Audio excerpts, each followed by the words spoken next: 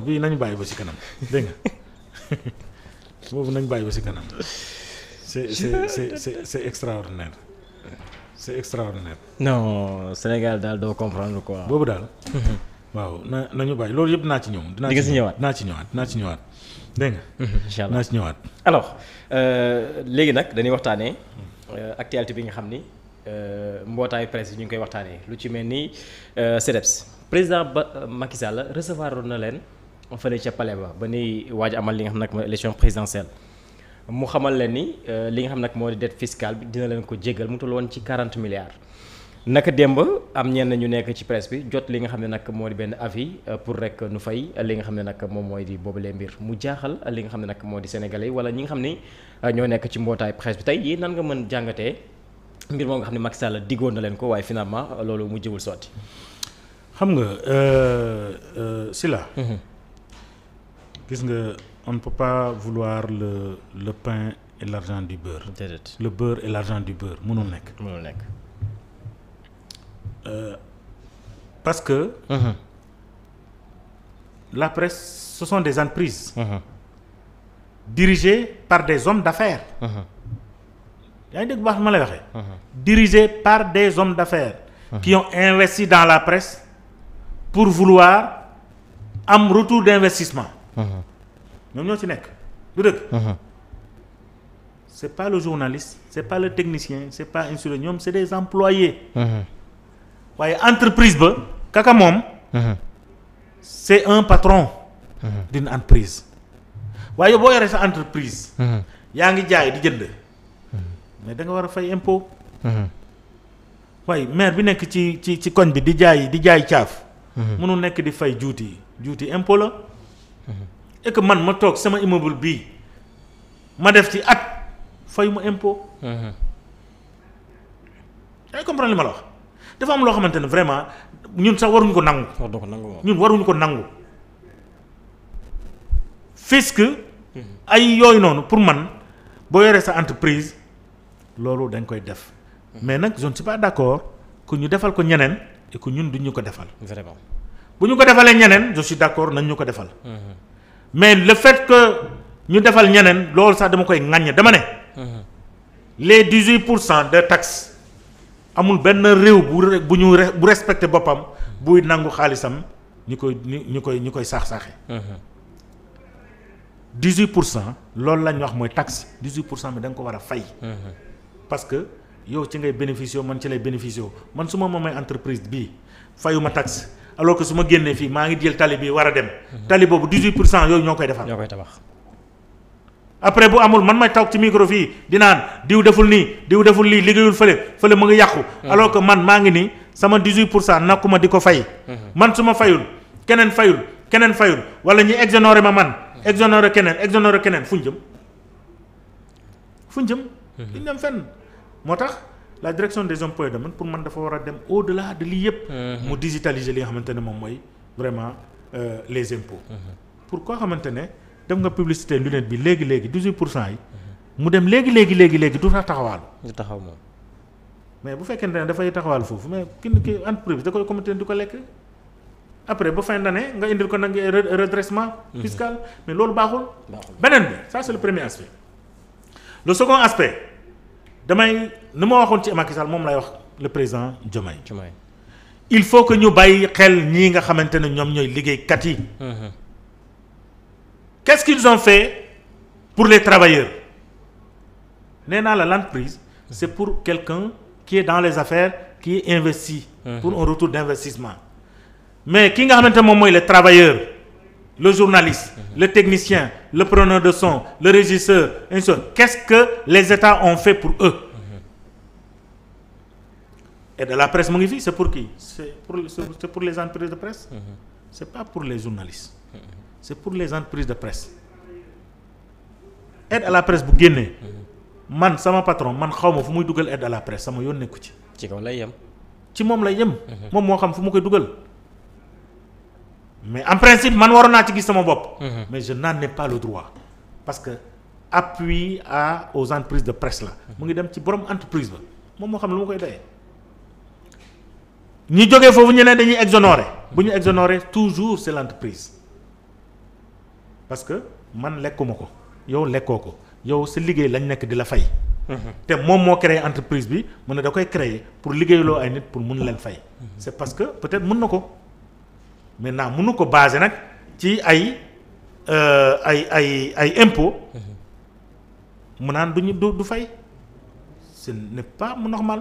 boo gañee 100 francs c'est parce que def nga dugal nga plus de 100 francs. yow tant que li nga publicité ci li nga publicité rek lañ lay laaj. kon ça veut dire que yow am nga. ah vraiment. yow ci 18% état 18% dong la am maanaam téeméer bu ne. état fukk ak juróom-ñett la ci am loolu mooy impôt. waaye léegi yeneen yëpp ay 88% ainsi de suite anam mu ngi ci yow mu ngi ci yow entrepreneur. waaye léegi yow nga bëgg ñu exonérer la alors que le travailleur moom amu ci dara. je préfère à la place de ces exonérations là. ñu jël xaalis ñu jëbbal ko les travailleurs. parce que yow boo noppee ma noppi dafay tëj les entreprises de presse aussi. Aujourd'hui les travailleurs ñoom ñoo ko yor mais les gens ils oublient les travailleurs. liggéeykat yi lañ war a dooleel. pour que ñu mën a exercer correctement li nga xamante ne moom mooy seen liggéey. boo gisee la corruption di continuer di ci am c'est parce que tout simplement les travailleurs sont maltraités. Ils sont dans de mauvaises conditions. La première liberté de presse aujourd'hui c'est l'indépendance du journaliste. Par exemple j'ai lancé par exemple la coopérative d'habitat de la presse de la presse. Coapresse, la coopérative des professionnels de l'information et de la communication. On a distribué yàggul 200 parcelles aux travailleurs de la presse, aux acteurs de la presse. 200 parcelles à hauteur de 1,8 million. tey état bi mu ñëwoon dooleel loolu. Les 200 parcelles ça te revient à 400 millions. Avec l'ancien régime on a tout fait on ne peut pas avoir 400 millions. moom président Macky Sall moom moo dalal patron de presse mu ne leen baal naa leen 40 milliards. 40 milliards 400 millions bu ci jógee da ci yàq dara. moom mënoon na wax ne pour vos parcelles yi ngeen am état bi dugal na ci 400 millions. bu boobaa les 200 nu mu tudd travailleurs de la presse ces 200 acteurs de la presse ils auront acquis un terrain au moins. boo xamante ne téye nañ ko ba pare. lan mooy des tabax rek kay des. aujourd'hui quand tu as le foncier. c'est facile de travailler avec les banques pour mu taxaw. on a vu ici cité gendarmerie cité enseignant cité nangam mais jamais la cité de la presse. pourquoi on ne peut pas avoir la cité de la presse moo tax ñu lancé ko ñu lancé la cité de la presse. parce que jàpp nañ ne dafa jot pour que les acteurs de la presse ñoom tamit ñu am seen i dëkkuwaay. vraiment parce que pour nga libre tey. si la nga génn sa kër. nga ñëw fii ngay liggéey ñu jox la dossier bii. nga nekk di ci kocc Sambou Biagui mu ngi ci biir ñu ngi tudd Sambou Biagui jékki-jékki ñu woo la ñu ne la si la sa doom entré nañ ko hôpital sa huissier bi ñëw na fi mu ngi lay génnee Sambou Biagui bu la woowee mu naan la si la man dégg naa da nga nekk sama dossier. est-ce que doo ñëw jàpp ci lii. si la da ngay jàpp. moom. da nga koy jàpp pour régler le problème là. est-ce que loolu du liberté de la presse. ok. wala yow si la nga ñëw sa rédaction. nga ñëw toog nga nekk di bind un sujet compliqué. ñu woo la ñu ne la sa doom entré nañ ko hôpital. nga lamb sa poche gisoo dërëm nga ne bisu am foofu 100 francs bisu ne aw ma nga ne moom am na foofu téeméer mu ne la aw ma looy def. jaaxle. sa dossier bi est-ce que dañ ko traité correctement. or bu fekkoon da nga am carte. boo xamante ne boobu. bu feebaree da nga koy naan da nga ko bu ñu la woo ñu ne sa doom ña dañ ko téye hôpital da nga koy wax rek teetal ci camotte bi carte ba mu ngi foofu nga yóbbu ko. loolu moo tax ñu créer lu mu tudd la couverture pour la presse. est-ce que loolu du avantage. état mënu dugal ci loxoom ci loolu. loolu li ñuy def noonu pour yow pour man pour Bijou pour technicien bi. pour preneur son pour caméraman bi. est-ce que loolu du ñu faciliter suñu liggéey. état pour man foofu la war a dugal loxoom. mais chaque année patron de presse yi exonéré nañ leen. patron de presse yi aide à la presse et on oublie le travailleur. pour man foofu la toll loolu moo tax ñun ñu lancé l'association de la presse pour l'entraide et la solidarité. ñu lancé li nga xamante ne moom mooy la couverture maladie pour la presse ak li nga xamante ne moom mooy la maison de la cité de la presse Mame Less Camara. lii doyul projet état mënul jàpp ci loolu. pour man président Macky Sall bi muy naan exonération 40 milliards. bay dalal les patrons de presse waroon na dalal les acteurs de la presse. mu yombalal leen yëf yi pour que désormais am na ñoo xamante Sénégal fii. des acteurs de la presse yàlla rek a tax mooy wax. et ñi nga xamante ne xam na dañ may gis. te dañuy gis suñu action yi nañ ko seede. ñaati personnes ñoo fi feebar. des acteurs de la presse. ñaati personnes ñoo fi feebar ñu dem hôpital ñaar dërëm sax pour jënd ticket amuñu ko. billaahi bari na fi de. ñun ñooy obligé dem compenser ko te kenn du ko yëg. kenn du ko yëg même ministère de la communication du ko yëg. des fois même sa famille du ko yëg. mais bu ñu ko yëgee ñu ñooy jóg def li ñuy def dem compenser ko def nañ ko fii ay yoon. yoo xamante ne c'est nos confrères qui sont à l'hôpital entrés à l'hôpital amul lu ñu fay même pour def analyse ñu fay analyse bi jël ko en charge. fii amputé nañ fii ay sunu confrères. mais presse bi moom ñun ñii ñoo ci taxaw. avec les moyens du bord beaucoup de cas sociaux tey ñu ngi jëm ci tabaski y a beaucoup de confrères yoo xamante ne ils sont décédés bàyyi fi seeni veuve seen soxna yi nekk fi seen doom yi nekk fi amuñu feneen fu ñuy dem ci location lañ nekk pour problème location ñëw ñi woo souvent ñu combler problème de location am ñoo xamante ne dañuy dem ba génnee leen ba huissier bi ñëw war a leen génnee ñu yëg bu ñu ko yëgee ñu def tout taxaw suñu taxaw comme ni ñu ko daan defee def ko ba bu duñ ko génne ñu jël ko en charge. tabaski bu jotee ñu def tout ñu xam ne kii du am xaru tabaski. parce que borom këram nekk fi amul keneen ku ko jox mais ci sutura dañuy def tout lijjanti xar. jox ko te doom yi du ñu xam nan la demee. doom yi du ñu xam nan la demee bu ñu xëyee sol seeni tenue sol seen basin comme tout le monde comme yeneen doom yi yëpp. doom yi xamuñu fan la jógee mais ñun xam nañu. loolu yëpp suñu liggéey la.